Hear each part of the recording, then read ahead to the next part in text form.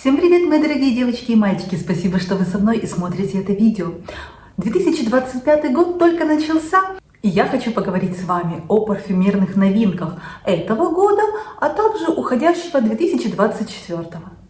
Арабская парфюмерия стремительно ворвалась в нашу жизнь и, в принципе, в парфюмерный бизнес. И она завоевала очень много поклонников и почитателей. И здесь не секрет, почему. Арабская парфюмерия в наши дни – это очень хорошее качество, это невысокая бюджетная цена, и при этом очень часто арабы копируют, либо создают очень-очень похожие ароматы на люксовые, либо нишевые бренды, что, безусловно, привлекает своего покупателя, своих почитателей. Но кроме копий, кроме похожих ароматов, также арабские бренды выпускают очень оригинальные, интересные и, без сомнения, блестящие собственные ароматы, которые также становятся популярными. И буквально перед Новым годом, перед праздниками, я протестировала новинку от Lattafa, их Éclair. Также я знаю, что этот аромат сейчас очень популярен в Instagram, в принципе, у любителей парфюмерии. Однозначно его могу рекомендовать всем любителям гурманики, всем любителям сладенького. Это действительно такой сладкий, вкусненький эклерчик. Он такой карамельно-сливочный, очень густой в своем звучании, с нотками молока и жженого сахара. Вот, если вы помните, в нашем детстве были такие, если, конечно, моего возраста, 40 и старше, в нашем детстве наши мамы и мы сами делали такие леденцы на палочке из сжженного сахара. И вот этот аромат этих леденцов есть в данном аромате от Lattafa. И мне кажется, сейчас именно его время. Это зима, холода, морозы. Летом, если честно, я его не представляю. Мне кажется, он будет душить и будет чересчур приторно-сладким. Но сейчас великолепно согреет, укутает, подарит сладость, подарит вот эту вот гурманику. Очень-очень в тему будет. Если говорить про ассоциации, то, конечно же, это такой густой белый крем, это какой-то десерт, это, несомненно, эклер. Здесь его название абсолютно 100% оправдано. Также я могу сказать, что по ассоциации для меня это ликер Бейлис. Очень вкусный ванильно-карамельный аромат. Есть у него один нюанс, в принципе, этот нюанс, он актуален для всех арабских парфюмов. Если вы его купили и сразу он вам немножко не понравился, не зашел, просто дайте ему отстояться, и тогда он заиграет как надо. И еще один нюанс, с данным парфюмом я рекомендую быть осторожными в распылении, в нанесении на себя. 1, максимум 2 распыления вполне достаточно. Он очень густой, очень стойкий, очень шлейфовый, сладкий. Чтобы не переборщить, тут нужно знать меру. В верхних нотах карамель, молоко и сахар, в средних нотах мед и белые цветы, и в базе ваниль, пралине и мускус. Всем любителям сладенькой гурманики однозначно рекомендую. В ушедшем году Marc Jacobs выпустил новую версию своего знаменитого аромата Daisy, а именно это Daisy Love Glow. Это такой очень приятный цветочно-цитрусовый аромат, достаточно легкий, игривый. На мой вкус он будет очень хорошо звучать в теплое время года, на весну и на лето будет просто идеален. Но, в принципе, всем любителям подобного легкого направления, всем любителям Daisy от Marc Jacobs нужно присмотреться. Он очень жизнерадостный, такой легкий, позитивный, игривый, с очень таким легким настроением. Флакон тут всегда такой милый, детский, игривый, но что хочу сказать, лично для меня, да, я никому не навязываю свое мнение, лет 10-15 назад, когда я увидела первые ароматы Daisy, вот эта вот упаковка, да, этот флакон мне показался очень таким приятным и притягательным. Ну, конечно же, я была моложе, но когда мне уже 40 лет, то чисто психологически, когда я вижу данный парфюм в магазине, у меня не тянется к нему рука. Возможно, просто я не целевая аудитория данного аромата, что вполне понятно. В то же время я не могу сказать, что это аромат только для юных девочек. Нет, он отлично подойдет и женщинам постарше. Ну, просто для меня уже такой флакон как бы не совсем в тему. Это не совсем то, к чему тянется моя рука.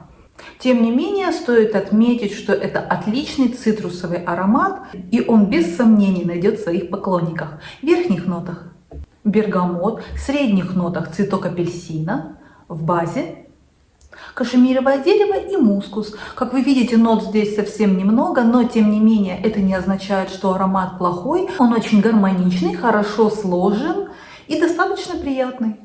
Отличный, жизнерадостный, игривый аромат, я думаю, будет популярен в этом году. В последнее время я заметила, что в парфюмерии меня стала привлекать нота инжира в парфюмерии. Она дает такую сладость, в то же время неприторность, чуть медовость, глубину аромату. И одним из таких ароматов, это новинка также, выпустил Зелинский, а именно это Dark Fig. И инжир здесь, на мой вкус, очень красивый, очень такой глубокий, роскошный, манящий, сладенький, при этом совсем не приторный.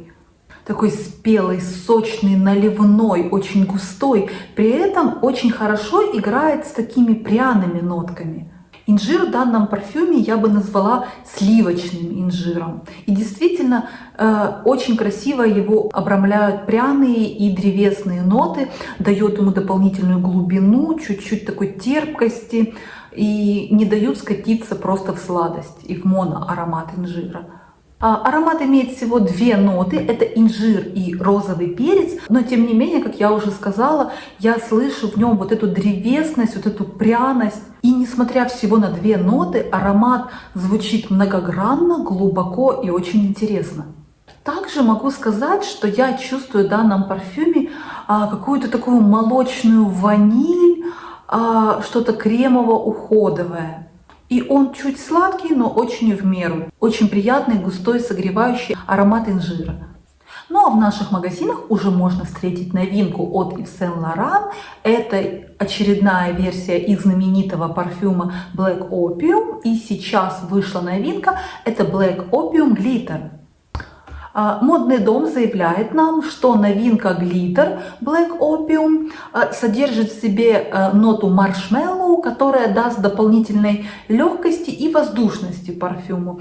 Могу с ними, наверное, согласиться, потому что, протестировав данный аромат, могу сказать, что действительно он как будто бы чуть-чуть легче и немного все-таки отличается от классического Black Opium. Сходство с оригиналом здесь без сомнения есть, но тем не менее это отдельный аромат, и он вполне неплох. Версия Glitter, я бы сказала, она не такая сладкая, точнее она сладкая, но просто в меньшей мере, и действительно как будто чуть более воздушная. И есть в этой версии какая-то такая легкая пудровость, красивый, очень женственный аромат, однозначно рекомендую. В верхних нотах здесь мандарин, груша, лимон. Очень красиво звучит уже с первых нот, уже с первых секунд. В средних нотах цветок апельсина и в базе ваниль, кофе, маршмеллоу, мускус и пачули. И хочу сказать, что на мне ноты лимона и мандарина улетучиваются практически сразу, наверное, даже меньше минуты, мне кажется, держится на мне. Но сам аромат очень красивый. На мне это такое сочетание цветка апельсина, кофе, какой-то сладости, гурманистости. Видимо, это ноты ванили и маршмеллоу. Мускус и пачули здесь дают такую глубину, звучат не резко, очень деликатно, просто как бы дополняют другие ноты и очень красиво играют с ними.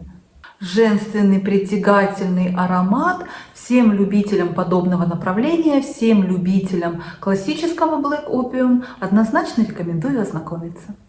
Ну а Tom Ford также порадовал нас своими новинками, а именно это новинка в коллекции Privat Blend, это аромат Rose Exposed. В данном аромате его создатели хотели передать всю красоту, всю многогранность розы, и поэтому парфюм содержит в себе два компонента розы, это именно экстракт розы и экстракт розовой воды. Вполне себе неплохой аромат, но лично от себя хочу сказать, что другие парфюмы розы в у Том Форда. Лично, на мой вкус, нравится чуть больше, но это тоже вполне неплохо. Это аромат, в котором кроме розы есть чуть-чуть перчика, чуть-чуть кожи, сандала. Очень красиво дополняют розу, но сам аромат, несомненно, про розу, про ее такое глубокое, богатое, очень благоухающее звучание. В верхних нотах белый перец и розовый перец, в средних нотах розовая вода, розовое масло и цветок апельсина, и в базе кожа, сандал, мускус, кашмиран, алибан. В принципе, если вы любите Том Форд, если вы любите ароматы розы, то можно присмотреться, но для меня лично этот парфюм не стал какой-то сенсацией, каким-то прорывом, вполне неплох, но ничего нового, я бы сказала, тем более, что стоит, конечно, Том Форд совсем не бюджетно. Ну и начала я сегодняшний обзор с Латафы, и закончить также хочу этим брендом. Это аромат Teriyaki Intense. И какой же он красивый, какой же он роскошный, богатый, очень таинственный, манящий, женственный, королевская гурманика. Его создатель — это знаменитый, это уже легендарный Квентин Биш. Мы все знаем, что Квентин Биш создает сейчас тренды. Его парфюмы становятся сразу бестселлерами, они просто на пике популярности. И мне кажется, эта новинка от Латафы, она также имеет все шансы полюбиться многим и стать бестселлерами, так как это еще одна отличная работа великого парфюмерного мастера. Аромат очень стойкий, безумно шлейфовый, он такой пьянящий, очень глубокий, восточный, красивый, теплый. В принципе, это не клон, но это одно направление с килиановским ангелом. И здесь очень красивое такое притягательное звучание ликера, корицы и бергамота. Вот эти три основные ноты, я бы сказала, здесь основные, они доминируют и создают настроение. В верхних нотах шафран и бергамот, в средних нотах сливовый ликер и корица, и в базе амбра, бабетонка и бензоин. Звучит дорого и роскошно. Всем почитателям Квентина Биша, всем любителям восточного направления, гурманики однозначно рекомендую попробовать. Но на этом у меня все. Спасибо, что вы были со мной и посмотрели это видео. Спасибо за ваши лайки, за ваши комментарии и за вашу подписку. Ну а я, как всегда, желаю вам хорошего дня и отличного вечера. И не забывайте, что вы прекрасны и вы уникальны. Всем пока!